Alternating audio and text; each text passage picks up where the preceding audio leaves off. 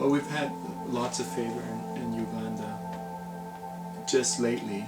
So the past 2 years we've been going. I've been going for 6 years, 7th trip.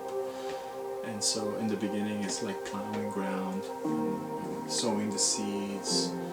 I remember I went to one conference, there were like 10 pastors there, and so. But it's been growing, and the influence has been impactful. And so some of the favors we've seen is that our conferences are larger, and there's many leaders from all sectors of society coming to the conferences. We don't just talk about our theological teachings, we talk about issues of leadership and mentoring and what the vision of Global Joy is.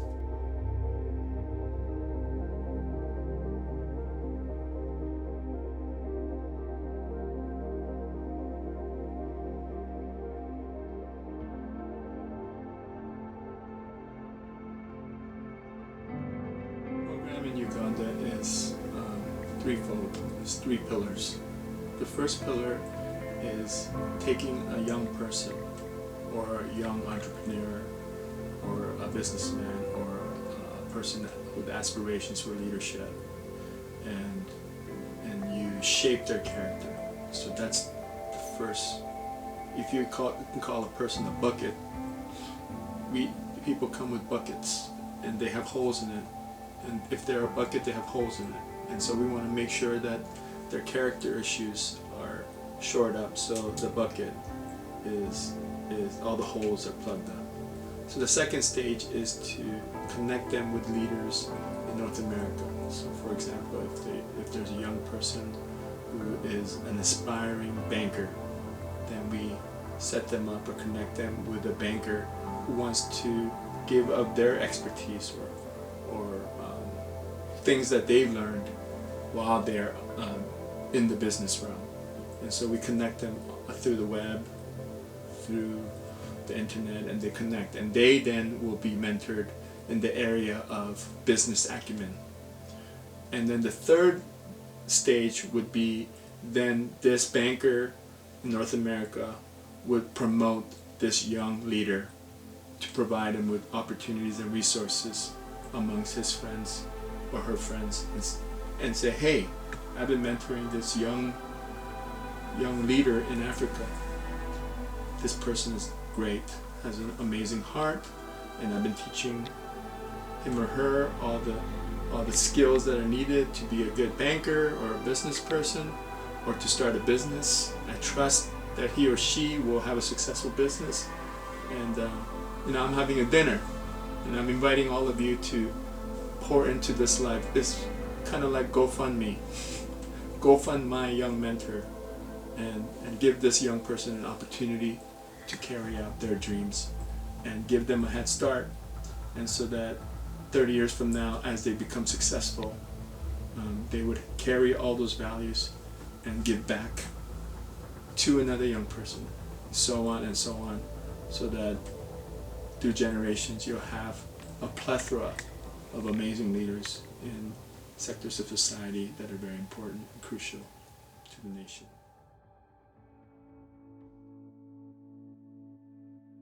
But in Uganda, there is no such thing. People have to pay for everything, for their health, for their education, and there's limited resources and opportunity, and so they have the ability, they have the motivation, but there's no opportunity. And so people assume that they don't want to work hard or they don't want to do anything for their lives. And that's the farthest from the truth. They actually have a work ethic. They have a perseverance that's unmatched because of all the adversity they had to go through generations. And they've bore through that. And they persevered in Africa and through oppression. But they rose above and they're surviving, but they just don't have the opportunity and the shaping, and people are not concerned about the younger generation, and because of the lack of resources, and you can't blame them. Everyone is trying to live for themselves. It's every man for themselves, and so the attitude of like let me help somebody else is very limited. It's not in their mind to think about other people. But if we provide resources and opportunity, then I know without a doubt that they have the motivation to access that.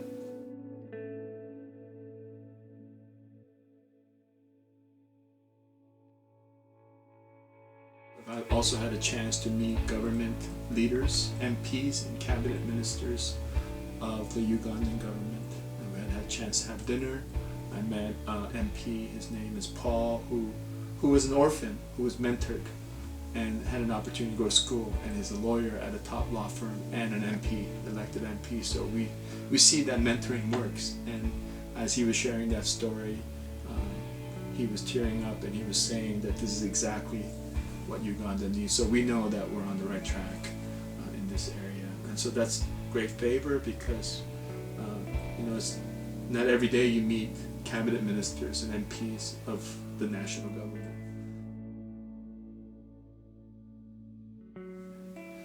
What the vision of Global Joy is, I've had a chance to meet a king from Uganda. There are 6 kings in Uganda of royal lineage. And one of the kings heard about our conference and came. And we knew that he was a king because he had an army escort and everybody stopped listening to me when he entered.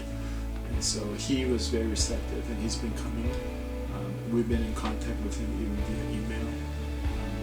And very interested in what we're doing in Africa for his people.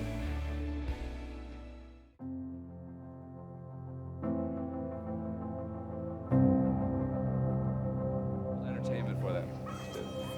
Ready?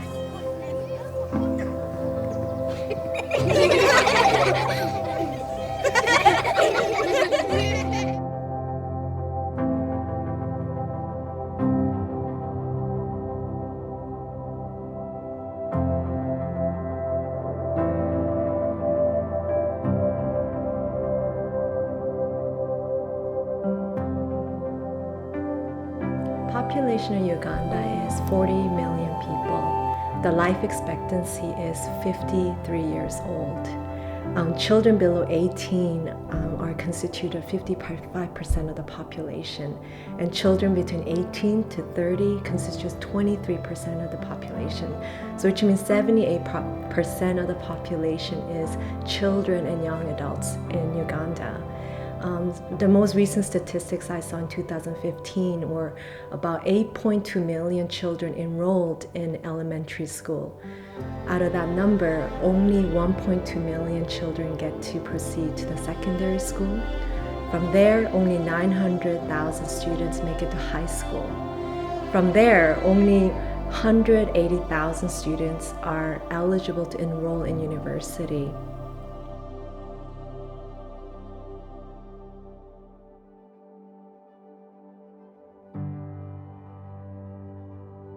The mentorship I have been following and looking at Pastor Kephas all this while. So when the mentorship came, the things he was teaching me, it came out of what I have been watching him do, and I loved it. It's a nice thing. It is. Now this is the practical part. We are doing the practical, and this is the theoretical part I've been receiving from him, and it has changed my life. Then after that, it showed me that I will be a representative in the marketplace. So I always associate with other people. I associate with the local leaders, and then when I've been sharing with them, they have put me as their advisor in the local leadership.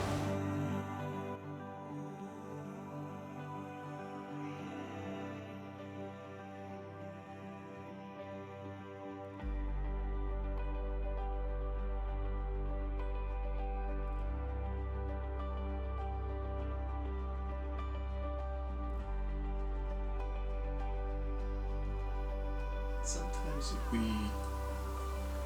stumble upon God's sovereignty, and nothing's always planned.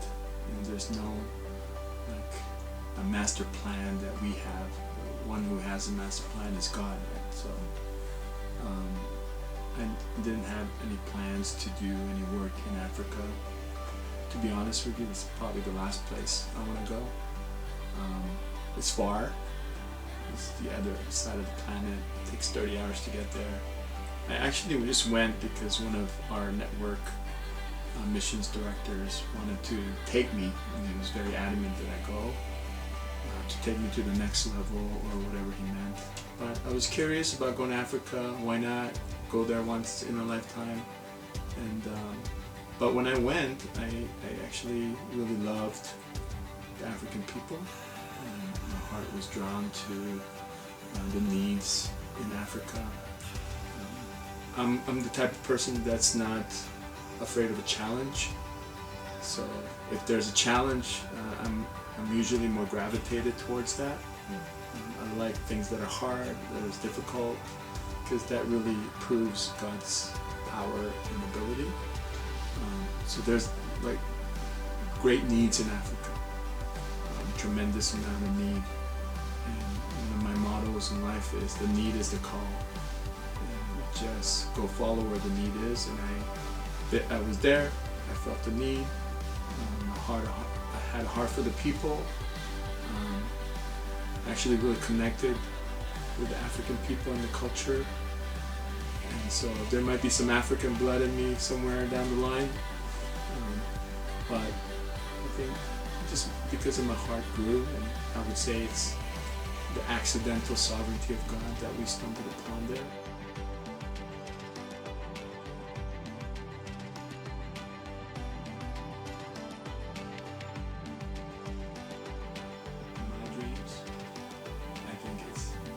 I want people to experience God's heart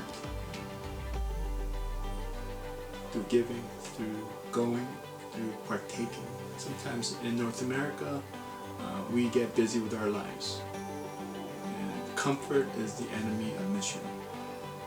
And I'm trying to discomfort people from their routine lives to see something greater. We live in a global village. The mandate of Matthew 28 is to go and disciple nations. And that is the heart of the message of Jesus. I believe we can't fully understand that heart unless we go. And I know we have to do local missions, and we're doing that. But there's churches doing that all over the city, in Vancouver and Surrey. It's not both. It's both. But yet sometimes we forget about the world. We forget about people living in Africa or India, in the poorest of the poor countries. And sometimes we don't know how to help. Well, I'm telling you, there's a way to help. There's a way to partake, to see what's happening, to go beyond your own life, to partner with Jesus in the mission for the poorest of the poor, the orphans and the widows, and to be a part of systemic change that can actually effectuate a nation for the generations. That's exciting, and I'm giving people an opportunity to do that. That's why I get excited to go.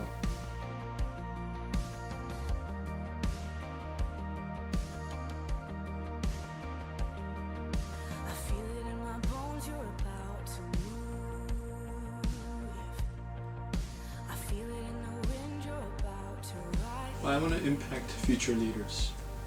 Leaders that on a macro level is going to change society for the good or for the bad.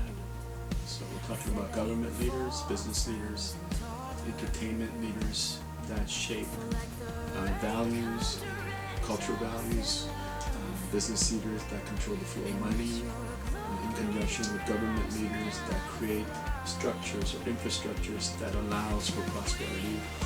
And so we're trying to focus on that group right now for the next generation. So we see those young people ages from 18 to 30. The CIA World Factbook says that 44% of Ugandan population is under the age of 40. So that means half the population is growing up right now. And so it's our opportunity to do our part to shape their minds and their hearts for servanthood, to serve their country, serve their people with integrity and character of Jesus Christ. Jesus, who was a servant, that served people and changed society. He said that if we ask, we'll receive. So we are asking for the greater measure. So let the rain come to drench us in love, and let your power rush in like a flood. And we are fixed on this one day, to know your goodness, see your glory. We're transformed by this one day, to know your presence, see your beauty.